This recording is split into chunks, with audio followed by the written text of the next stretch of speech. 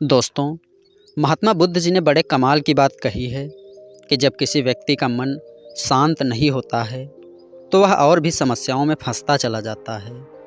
उसके मन में बहुत सारे प्रश्न लगातार उठते रहते हैं और उसकी परेशानी दोगुनी हो जाती है। मन की दो स्थितियां होती हैं, पहली जहां पर बहुत सारे प्रश्न होते हैं, तो दूसरी जहां पर सिर्फ और सिर्फ हमें जवाब मिलते हैं। और ज़्यादातर प्रश्न हमारे मन में उठते हैं और हमें ये लगता है कि यह प्रश्न हमारे अंतरात्मा की तरफ से आया है, जिसका जवाब हम अपने मन में ढूंढने लग जाते हैं। और हम इस झूठे मन के कारण उस स्थिति तक कभी पहुंच ही नहीं पाते जहां हमें इसका जवाब मिल सके। लेकिन जब हम मौन धारण कर लेते हैं तो हमारा मन दूसरी अवस्था में पहुंच जाता है, जहां पर हमारे प्रश्न कोई भी नहीं होते, लेकिन उस अवस्था में हमारे पास सभी प्रश्नों के जवाब होते हैं। अब यहाँ पर सबसे बड़ा सवाल यह उठता है कि हम कैसे पहचानें कौन सी आवाज़ हमारे मन की है और कौन सी आवाज़ हमारे अंतरात्मा की है। हम इन दोनों के बीच अंतर कैसे समझेंगे? तो दोस्तों, आज की इस छोटी सी कहानी के माध्यम से हम आपको यह बताएंगे कि कैसे आप अपने भीतर की आवाज़ को सुन सकते हैं, पहचान सकते हैं और उसे समझ सकते हैं। लेकिन शर्त बस इतनी है कि इसे अच्छे से समझना होगा, तभी आप इसका सही अर्थ समझ सकोगे। चलिए बिना देरी किए हुए कहानी को शुरू करते हैं। पुराने समय की बात है, जब महात्मा बुद्ध अपने शिष्यों को रोज़ कोई न कोई नया उपदेश दिया करते थे। एक दिन महात्मा बुद्ध ने अपने शिष्यों को अंतरात्मा की व्याख्या करते हुए एक बहुत ही अद्भुत कहानी सुनाई। महात्मा बुद्ध कहते हैं, किसी नगरी में एक बहुत ही महान संत रहा करते थे। उन संत के चेहरे पर एक अजीब प्रकाश हमेशा ही प्रज्वलित रहता था। वे संत हमेशा ही मुस्कुराते रहते थे। उनके मन में आनंद की लहर हमेशा बहती रहती थी। गांव के कई सारे लोग उन संत के पास अपनी समस्याएं लेकर आया करते थे और वहां से अपनी समस्याओं का समाधान पाकर खुशी से घर लौट जाया करते थे। एक दिन एक सेठ उन साधु के पास आया और उनसे हाथ जोड़कर विनती करने लगा और कहा, मेरे पास किसी चीज़ की कोई कमी नहीं है। मेरे पास बेशुमार धन दौलत, मेरा परिवार और बच्चे भी हैं। मेरे पास किसी भी चीज़ की कोई भी कमी नहीं है। सुख सुविधा की सारी चीज़ें उपलब्ध हैं, लेकिन यह सब होने के बावजूद मेरा मन बहुत ही अशांत रहता है। मैं हमेशा परेशान रहता हूँ, चिंता में रहता हूँ। क्या आप मुझे इसका कोई हल बता सकते हैं? सेठ की इन बातों को सुनकर महात्मा ने कोई भी जवाब नहीं दिया। कुछ देर तक वह संत वहीं बैठे रहे। उसके बाद वह अचानक वहाँ से उठे और चुपचाप वहाँ से चल दिए। ये देखकर कि वह संत वहाँ से उठकर जा रहे हैं, वह सेठ थोड़ा सा आश्चर्यचकित हुआ, लेकिन फिर उसने संत का पीछा करना शुरू कर दिया। जहाँ जहाँ वो संत जा रहे थे, ठीक पीछे पीछे वह सेठ भी उनके पीछे जा रहा था। वह संत अपनी कुटिया के एक कोने में जाकर वहाँ पर आग जलाई और उस आग में उन्होंने एक एक करके लकड़ियाँ डालनी शुरू कर दी। धीरे धीरे वह आग बढ़ती जा रही थी, लेकिन कुछ ही देर बाद वह संत अचानक से फिर खड़े हुए और वहाँ से फिर चल दिए। यह सब देखकर सेठ को बहुत ही हैरानी हुई। वह सेठ तो अपना दुख लेकर उन संत के पास आया था, लेकिन यह साधु तो अपने कामों में ही लगा हुआ था।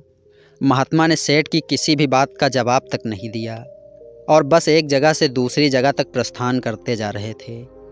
यह सब देखकर उस सेठ से रहा नहीं गया। आखिरकार उसने उस संत से पूछ ही लिया कि हे गुरुवर, अगर मेरी समस्या का कोई समाधान आपके पास है तो कृपया करके मुझे उसका समाधान बताइए। इस पर वह साधु ज़ोर ज़ोर से हंसने लगा और कहा, अरे मूर्ख, मैं तुझे इतनी देर से वह रास्ता ही बता रहा था जिस पर तुझे जाना है। उस साधु ने आगे कहा कि हर इंसान के अंदर एक आग होती है। उस आग में अगर आप प्यार की आहुति देंगे तो आपको आनंद के अलावा और कुछ नहीं देगी, लेकिन अगर उसी आग में घृणा की आहुति देंगे तो वो जलते ही जाएगी और बढ़ती ही जाएगी। ठीक इसी प्रकार तुम भी अपने आग में मोह और लोभ जैसी लकड़ियों का इस्तेमाल कर रहे हो और इन लकड़ियों को लगातार उस आग में डालते जा रहे हो, जिस वजह से वो आग लगातार जलती जा रही है और बढ़ती जा रही है। अगर तुम अपने मन में अशांति के बीज बो रहे हो तो तुम्हें शांति कहाँ से मिलेगी। सुख और दुख ये तुम्हें कहीं बाहर खोजने से नहीं मिलेंगे। अपनी अंतरात्मा को टटोलो, सच्चा सुख तुम्हें वहीं भीतर ही मिलेगा। उस सेठ को साधु की बातें समझ आ गई। उस सेठ को अपनी समस्या का समाधान मिल गया। इससे उसका जीवन सफल हो गया। इस पर महात्मा बुद्ध ने कहानी को यहीं पर समाप्त कर दिया और अपने शिष्यों से कहा कि ये जो दुख, सुख और परेशानियाँ यह सबके भीतर उठती हैं, हमारे मन में उठती हैं। इसलिए सबसे पहले अपने मन को साफ करो, उसे स्वच्छ रखो, उसे शांत करने की कोशिश करो। क्योंकि जब तुम्हारा मन शांत होगा, तुम्हारे अंदर क्रोध में भी कमी आने लगेगी। और जब तुम इसे अच्छे से समझने लगोगे तो तुम्हारे भीतर काम, क्रोध, मोह, लोभ जैसे विकार भी उत्पन्न नहीं होंगे। इसमें थोड़ा समय ज़रूर लगेगा, लेकिन धीरे धीरे तुम्हारा मन शांत होने लगेगा। जब तुम्हारा मन शांत हो जाएगा तब तुम्हें अपने अंतरात्मा की आवाज़ सुनाई देगी। दोस्तों, समाज का विकास दुनिया के लिए आवश्यक है, लेकिन यहाँ अधिकांश तो यह देखा गया है, जिस व्यक्ति के पास ज्ञान की कमी होती है वह अपनी छोटी सोच की वजह से ऊपर कभी भी नहीं उठ पाता। इस कारण वह कभी भी अपनी उच्च सोच तक नहीं पहुंच पाता, जिस वजह से वह सुख और दुख और परेशानियों के झमेले में पड़ा रहता है। और यह सुख, दुख, कष्ट, तकलीफ़ें हमारे मन में ही हैं। यह हमारे मन में ही उत्पन्न होती हैं। इसलिए अपने मन को शांत कीजिए और इस जाल से निकलने की कोशिश कीजिए। इसे समझिए, तभी आप इस जाल से बाहर निकल सकेंगे। अपनी बेवजह की मन की बकबक को शांत कीजिए, ध्यान लगाइए, तभी आप इस जाल से मुक्त हो पाएंगे। तभी आप अपने अंतरात्मा की आवाज़ को सुन सकेंगे। हर व्यक्ति के अंदर अंतरात्मा होती है, लेकिन उसकी आवाज़ सुनने के लिए सबसे पहले अपने मन को शांत करना होता है। क्योंकि हमारे मन की बकबक या जितनी ज़्यादा होती है, हम उसके आगे अपने भीतर की आवाज़ को सुन नहीं पाते, जिस कारण हमारे मन की आवाज़ हमें अंतरात्मा की आवाज़ को सुनने ही नहीं देती।